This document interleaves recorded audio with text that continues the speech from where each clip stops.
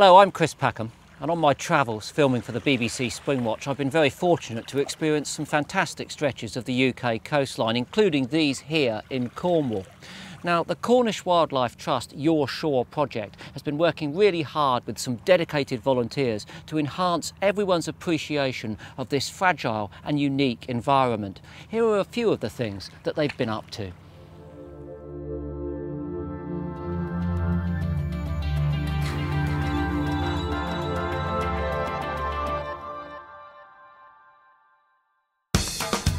Well, today we're in Fowey and we're joined by 18 students from a local primary school to run a Seashore Safari. This will give them a chance to explore and discover the marine environment that is right on their doorstep. And that's something that a lot of these children have never done before. Welcome everyone. My name's Abby. I am one of the marine conservation officers at the Cornwall Wildlife Trust. What do we have to look after in Cornwall? It's not just about the trees and the sea. Yeah, hands up here who likes to use the sea, go swimming in the sea, who likes to go snorkeling, somebody snorkeling, or rock pooling. Excellent. Now I'm running a project that is looking at these really special areas of coastline. And they're called Voluntary Marine Conservation Areas. And you've got one here in Fowey. It's got amazing plants, amazing animals, amazing habitats, and you need to protect it. On a day like this, running a Seashore Safari, you're trying to do a few things. For a start, you're trying to just get the children out of the classroom, down to their local rocky shore and explore it. Make them realise just how fantastic it is, how exciting it is, it's just wonderful. And you know they're going to enjoy themselves. You know a huge proportion of these children don't come and do activities like this on the beach. Even though they only live maybe a mile or two inland, you know, they may not be fortunate enough to be able to come down to the beach that often and really explore it. First thing I'm going to get you to do, a shell scavenger hunt. It is a competition. Start searching. Go, go, go!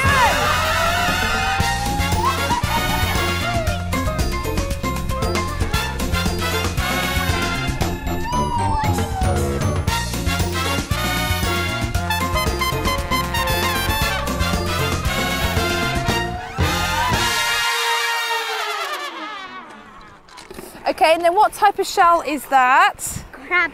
Okay, this is your common shore crab. Because if we look at the shape of its shell, it's always kind of like this browny green colour. Okay, but there its eyes, that's the case of its eyes. And then how many points does it have either side of its eye? Five. 5 points either side. In fact, do you know what? I know that this isn't actually a dead crab. This is actually the shell of a crab that is molted. It means it's going out of its shell. It has. It's got bigger. How is it dead if it's lost? Well, it's not. So technically, this one isn't from a dead crab. This is from a molted crab. Hey, you're going to get loads of them. Okay? That's a lovely oyster shell. Well done, guys. And do you remember what those ones are called? Top shells. Hey, top shells. And what type of top shell are they? Purple. Yeah, purple top shells. You like that? Right, okay. We need to see who the winners are. And the way we're going to do that is we need to sort what you have found. So you're going to go in your groups again in a second and you're going to find a clear patch of sand. And in that sand, I want you to draw yourself a square.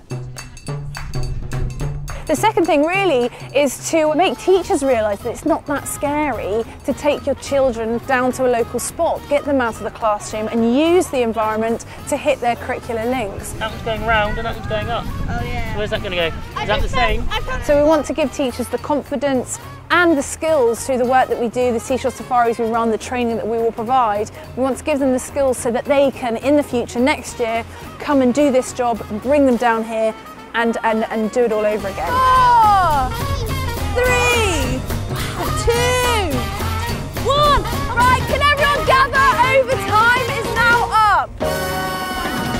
This is a fab grid. Have we noticed, I've been talking to some of you about where these animals come from. Do they all come from the beach and the sand? No. Where are they coming from, a lot of them?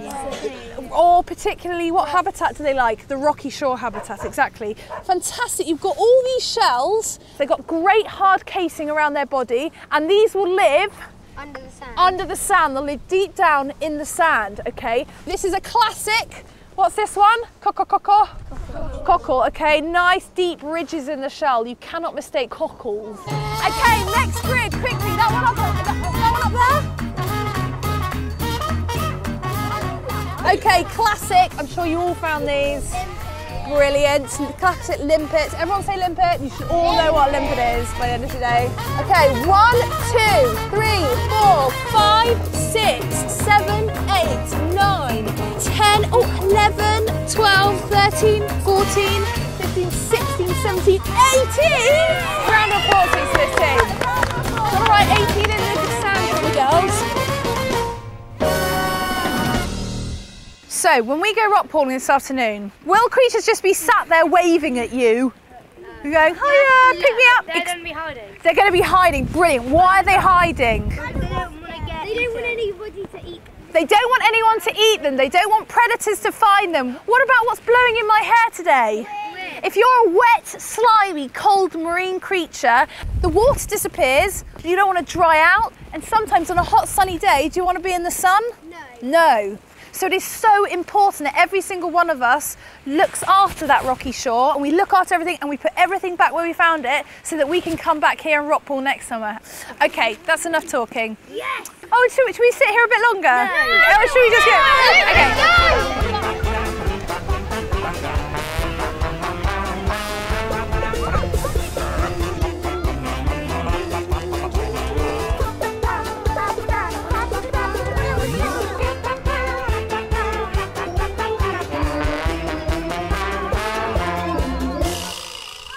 That's incredible, well done. That's a cushion starfish. So that's different from those other common starfish we've been finding. So it's still got 5 arms, but it's much smaller. I mean, that's generally almost as big as they're going to get. And they've got really short squat arms around the outside. Okay, so it looks like a big fat cushion starfish. All right, well done, that's brilliant. I got a black one. I got a black one too. Oh my God! Oh, wow. Okay, now this is a prawn. Okay, we'll just gently put him onto your arms there. So he's got stripy legs, so we know he's a prawn, and then he'll move by flapping his tail, and he moves backwards. He propels himself backwards. Can we eat it? You could. We're not going to today. We're going to put everything back where we found it. Okay, shall I put him back? I caught a massive. It's mine. Right, let's have a look. What have you found? That is incredible. I'll be back in about 10 minutes. We haven't found one of these yet today. Now, can you see what this sea urchin has done? It's on a bit of seaweed. No, the urchin here uses those sucker tube feet to pull the seaweed up onto its body to try and camouflage itself. And where did you find it? Did you find it underneath a rock by any chance? Yeah, they really like underneath seaweedy rocks. They pick seaweed off the rocks with their little teeth there. And that's a really good find, well done. Pop it gently in, and we'll put that back where we found it later.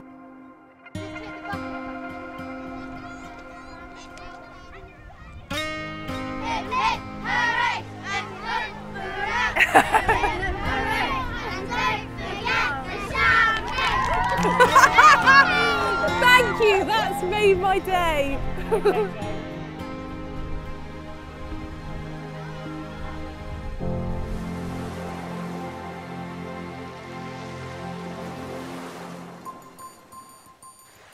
The Cornwall Wildlife Trust continues to inform, educate and enthuse about the fantastic wild environment here in Cornwall, but they do need your support. You can log on at www.cornwallwildlifetrust.org.uk and find out all about it and hopefully join in with them. And the next time you visit a Cornish beach like this one, look out for the Your Shore project.